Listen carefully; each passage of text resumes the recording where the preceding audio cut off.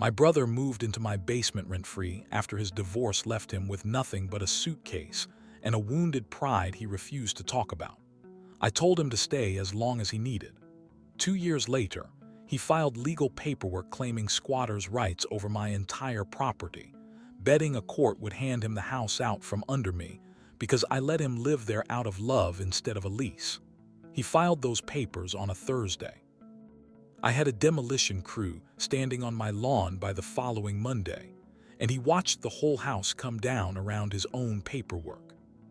Family is supposed to mean something solid, something you can lean your whole weight against without worrying it collapses underneath you. I believed that with my brother for 38 years. I opened my basement door to him when nobody else in our family would return his calls. I never asked for a dime of rent. I never asked for a signed agreement, because signing paperwork between brothers felt like an insult to everything we grew up sharing as kids in a two-bedroom house with our parents. He turned that trust into a legal weapon the second he found a lawyer willing to argue that 2 years of free housing, offered freely out of love, somehow gave him a legitimate claim to property my wife, and I spent 20 years paying off with our own sweat and our own money. I am not a man who scares easily, and I am definitely not a man who hands over what belongs to me without a fight.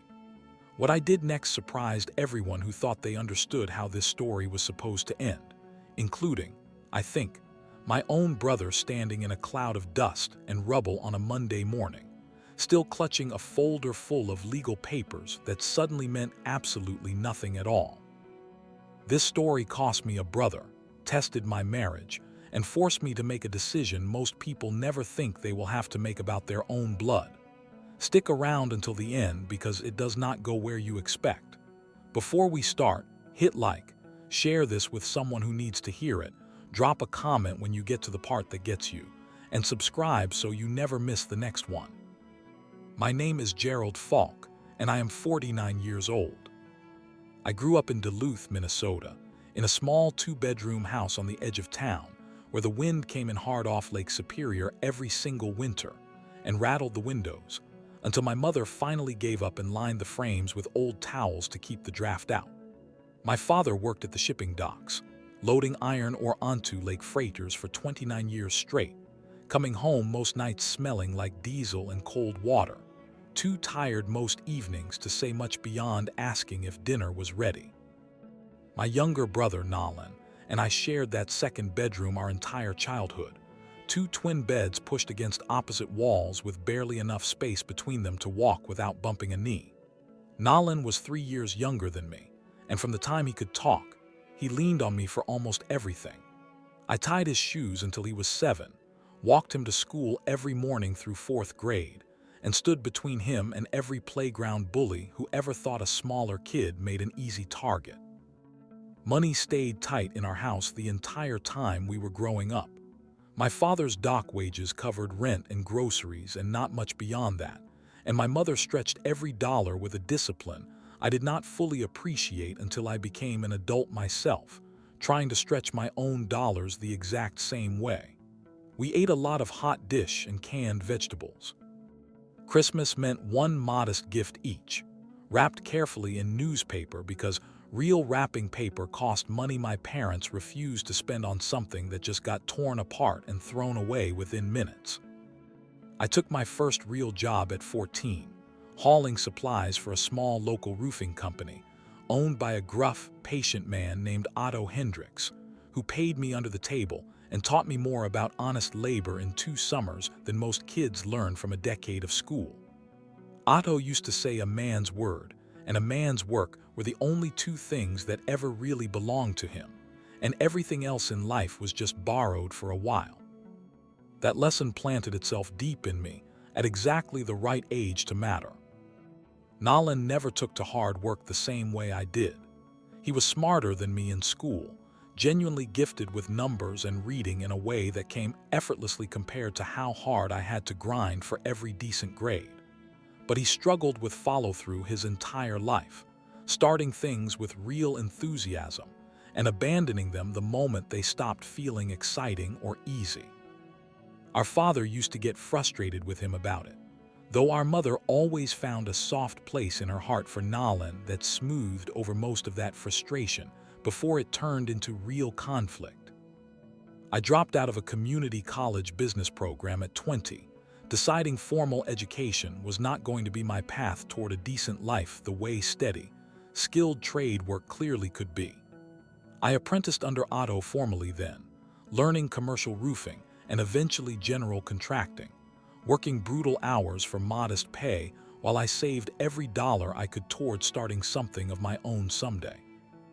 I met my wife, Deb, at 23, working the counter at a hardware store I visited most mornings before job sites. She had a quiet steadiness about her that balanced my more restless, driven nature perfectly.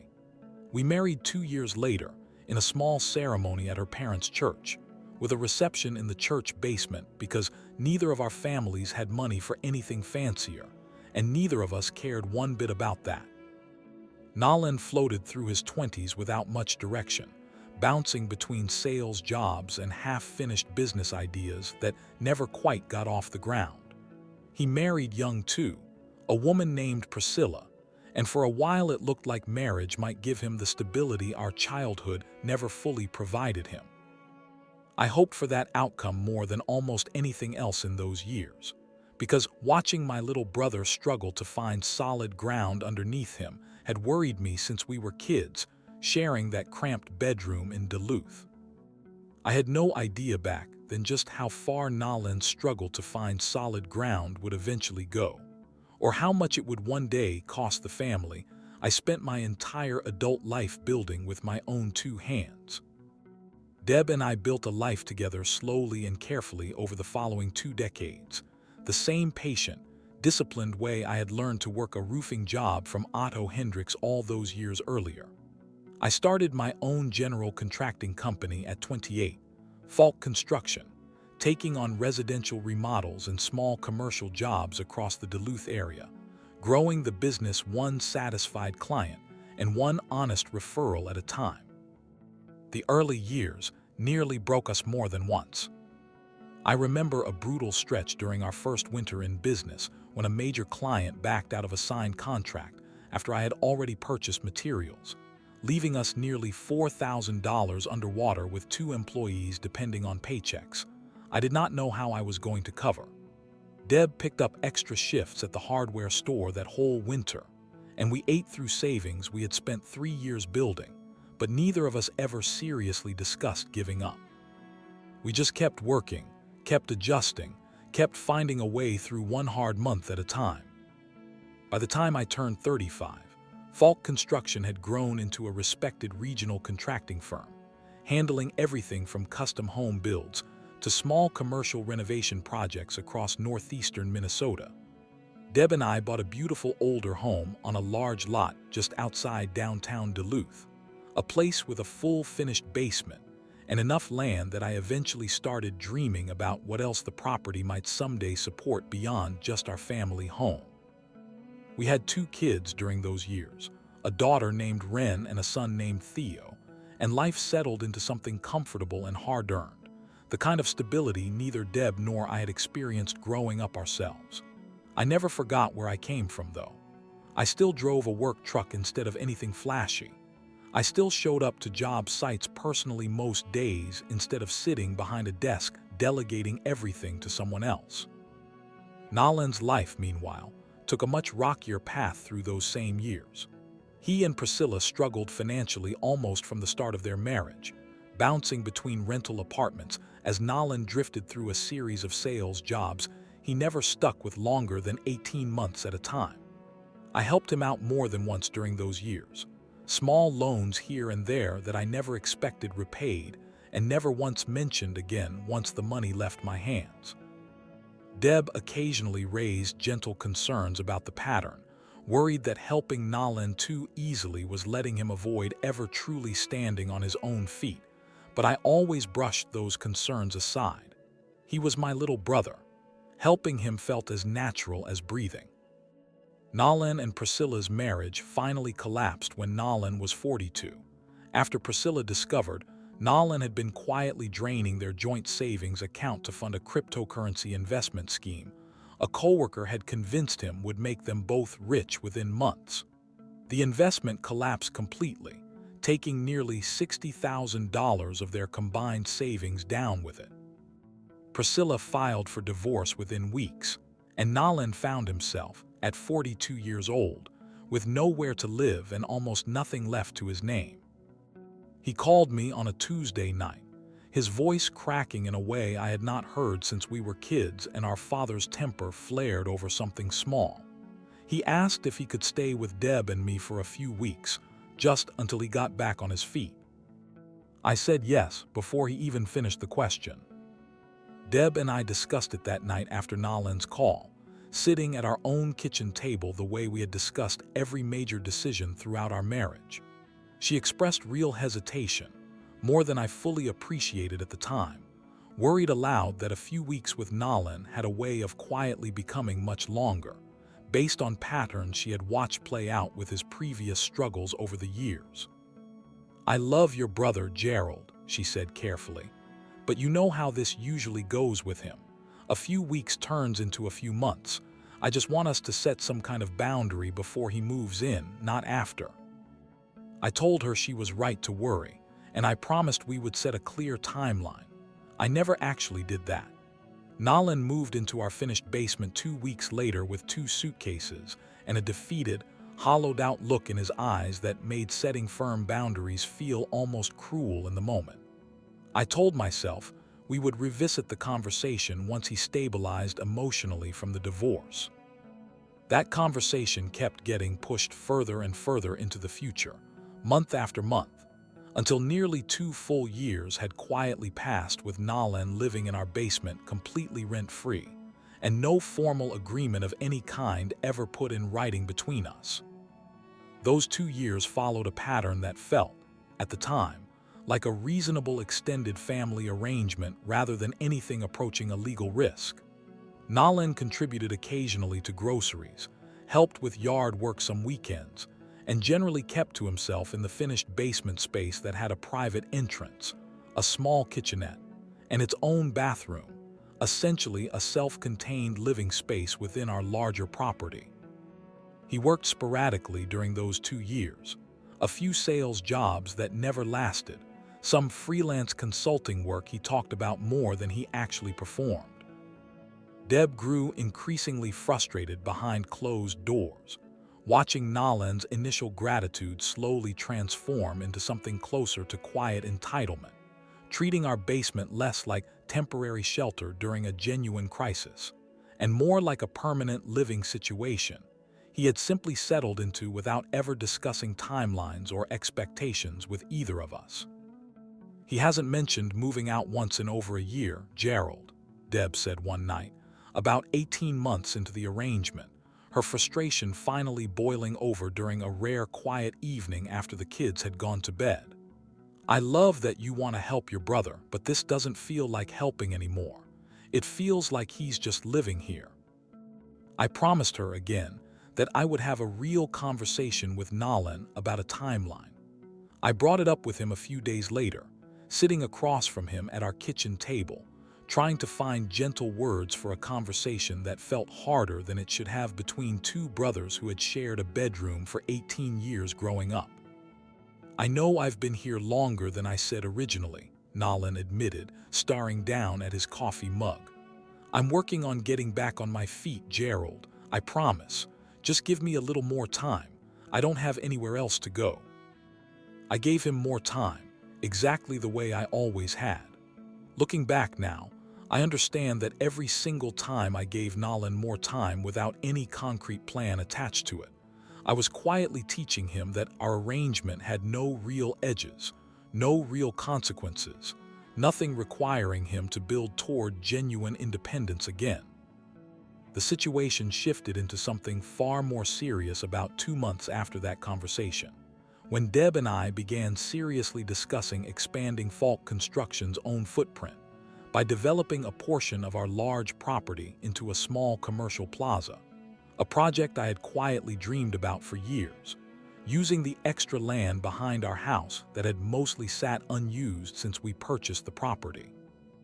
I had zoning approval already moving through the city planning process, architectural drawings underway, and a realistic timeline that would require demolishing our existing house entirely to make way for the new commercial development, with Deb and I planning to build a smaller, more modern home elsewhere on a different portion of the same large lot. I mentioned the plans to Nolan directly, explaining that the timeline meant he would need to find his own place within the next 4 months, giving him what I genuinely believed was more than reasonable notice to transition somewhere new. Nolan's reaction that evening surprised me more than almost anything else in this entire story. He went quiet, unusually quiet, staring at me across the kitchen table for a long, uncomfortable moment before finally speaking. 4 months isn't a lot of time, Gerald, he said, his voice carrying an edge I did not fully recognize. I've built a life here. This is my home too now. I told him plainly that our basement had always been temporary, a place to land during a crisis rather than a permanent arrangement, and that 2 years already stretched far beyond what either of us had originally discussed that first Tuesday night phone call. Nolan did not argue further that evening.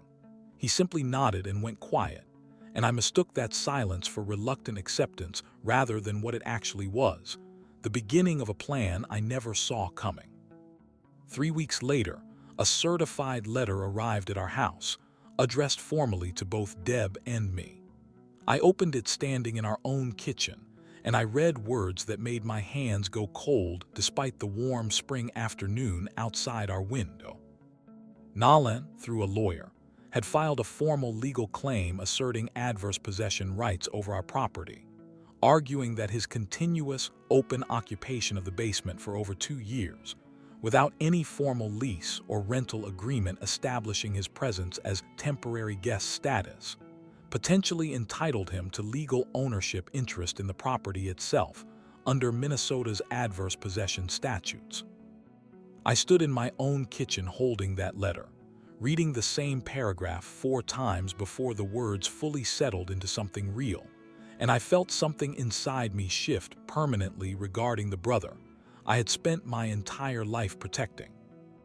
If you have ever had someone you loved and trusted turn your generosity into a weapon against you, drop a comment below, because what I did next was not what my lawyer initially recommended, and it definitely was not what Nolan ever expected from me. I called my attorney, a sharp, no-nonsense woman named Rebecca Torvald who had handled Falk Construction's legal matters for over a decade, within an hour of reading that certified letter. She reviewed the claim carefully before delivering her assessment over the phone that same afternoon. Adverse possession claims require very specific conditions in Minnesota, Gerald, she explained. Generally, the occupation needs to be hostile, meaning without the owner's permission, and it typically requires far longer than 2 years, usually somewhere around 15 years of continuous, exclusive possession depending on the exact circumstances. Nolan's claim is weak on its face, but weak doesn't mean harmless. A legal filing like this can still tie up your property in court proceedings for months, potentially delaying your commercial development plans significantly, and forcing you to spend real money defending a claim that never should have been filed in the first place. That last part hit hardest. Nolan knew about my zoning approval, knew about my development timeline, knew exactly how much time and money I had already invested into transforming that property into something that would secure my family's financial future for the next generation. He had filed that claim specifically to create leverage, betting correctly that a lengthy legal battle would cost me far more in delayed construction costs and lost opportunity than whatever settlement he hoped to extract from me to simply make the whole mess disappear. I confronted Nolan directly that same evening, walking down to the basement I had let him live in rent-free for 2 years. Finding him sitting on the couch I had personally helped him move in during that first difficult week after his divorce. "You filed a lawsuit against me," I said, keeping my voice level despite the anger churning through my entire body. "Against your own brother, After I let you live here for 2 years without asking for a single dollar. Nalan would not meet my eyes at first, staring instead at the television remote in his hands like it held some kind of answer. My lawyer said I had a real claim, Gerald, he finally said, his voice defensive rather than apologetic. You're about to make millions off this property with your commercial plaza. I've lived here 2 years. I contributed. I deserve something out of this too, and you weren't giving me a fair timeline to figure out my next move. I gave you 4 months, Nalan, I said, my voice rising now despite my best efforts to stay calm. After 2 years of free housing, you didn't need a lawsuit. You needed to ask me directly for more time, the same way you always have, and I would have found a way to work with you the same way I always have. Would you have, though? Nalan shot back, finally looking up at me with something between anger and desperation in his eyes. Or would you have kept pushing the timeline the same way you always talk about helping me and never actually follow through with anything permanent? I'm 44 years old, Gerald. I have nothing. You have everything. Forgive me for finally trying to secure something for myself instead of waiting on your generosity forever. That conversation ended with both of us shouting, something that had genuinely never happened between us in our entire lives. Not once. Not even as kids sharing that cramped bedroom in Duluth.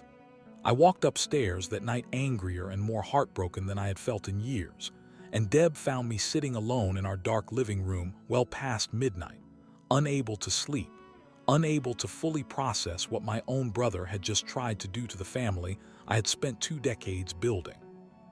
He's not wrong that you kept pushing timelines without follow-through, Deb said gently, sitting beside me. But that doesn't excuse trying to steal your house through a courtroom instead of talking to you honestly. Those are 2 completely separate things, Gerald, and you don't have to feel guilty about defending what's yours just because his frustration has some truth buried inside it somewhere. Rebecca Torvald filed our formal response to Nalan's claim within the week, presenting clear documentation establishing that Nalan's occupation had always existed with explicit permission, disproving the hostile possession requirement central to any adverse possession claim. She also identified something Nalan's lawyer apparently had not fully considered. Our zoning approval and demolition permits for the commercial development had already been filed and approved months before Nalan's lawsuit ever arrived, meaning I retained full legal right to proceed with demolishing the existing structure regardless of any pending adverse possession claim still working its way through the court system. Since Nalan's claim targeted ownership rights rather than actually halting construction activity on a property I still legally and fully owned. I made a decision that week that surprised even Rebecca when I told her my plan. I was not going to wait for months of court proceedings to slowly grind toward an outcome that legal precedent already strongly favored in my direction. I was going to proceed with my original development timeline exactly as scheduled, demolition included, regardless of Nalan's pending lawsuit. I gave Nalan one final, direct conversation before moving forward, sitting across from him at our kitchen table one last time, Rebecca's legal assessment printed out and placed between us. Your claim doesn't hold up, Nalan, I told him plainly. My lawyer confirmed it, and honestly, I think somewhere inside you already knew that before you filed it. I think you were scared, and you panicked, and a lawyer took advantage of that fear to file something that was never going to work, but definitely was going to hurt us both in the process. Nalan did not argue the legal point. He just sat there, quiet, some of the earlier anger drained out of him and replaced with something that looked closer to shame. I'm proceeding with the demolition exactly on schedule, I continued. 2 weeks from today. Your lawsuit doesn't stop that, and I'm not delaying my family's future because you're scared of your own. I'll help you find an apartment. I'll cover the first 3 months of rent myself, no strings attached, the same way I've always tried to help you. But this house is coming down whether your lawsuit is still sitting in a courthouse file or not. Nalan moved out 4 days later, quieter and more subdued than I had seen him in the entire 2 years he lived in that basement. He did not formally withdraw his lawsuit before the demolition date. Whether out of stubbornness or simple disorganization, I never fully learned. And so it happened that on a bright Monday morning, my brother stood on the edge of what remained of our family's front lawn, watching a demolition crew tear down the house he had once called home, still holding, somewhat absurdly, a folder containing the legal paperwork for a claim that no longer meant anything at all. Once the physical structure it targeted had been reduced to a pile of rubble and dust. I walked over to him as the crew worked, and we stood together in silence for a long moment, watching 2 decades of memories collapse into a cloud of drywall dust and splintered lumber. "I never wanted it to come to this, Nalan," I finally said. "Neither did I," he admitted quietly, staring at the rubble instead of at me. "I think I just got so scared of ending up with nothing that I convinced myself taking something from you was the only way I'd ever have anything real again." We did not fully repair our relationship that day, standing there watching the house come down. Real repair took much longer than a single conversation over a demolition site ever could have provided. But it was a genuine start, an honest moment neither of us had managed throughout the entire ugly legal battle that preceded it. Nalan formally withdrew his lawsuit within the month, and true to my word, I covered 3 months of rent on a small apartment while he finally, genuinely, began rebuilding something of his own from the ground up, this time without a safety net quietly enabling him to avoid the hard work that real independence actually requires. He found steadier work eventually, nothing glamorous, but honest and consistent in a way his career had never quite managed before. The commercial Plaza opened 14 months later, anchoring 3 small businesses and generating steady income that secured Falk Construction's future for the next generation of my own family. Deb and I built a smaller, modern home on the back portion of that same large lot, a fresh start built on land that still carried the weight of everything that had happened there before. Nalan and I speak regularly now, carefully, honestly, in a way we never quite managed during those 2 silent years he spent avoiding hard conversations in my basement.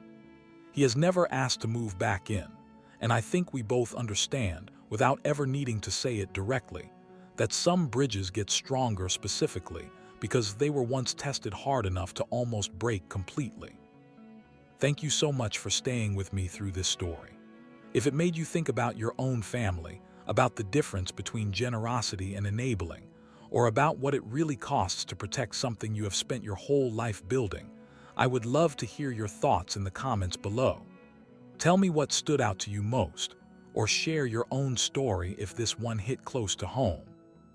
If you are new here, please subscribe, because there are more stories like this one coming. Stories about family, boundaries, and the hard choices that sometimes protect love far better than endless patience ever could. I will see you in the next one.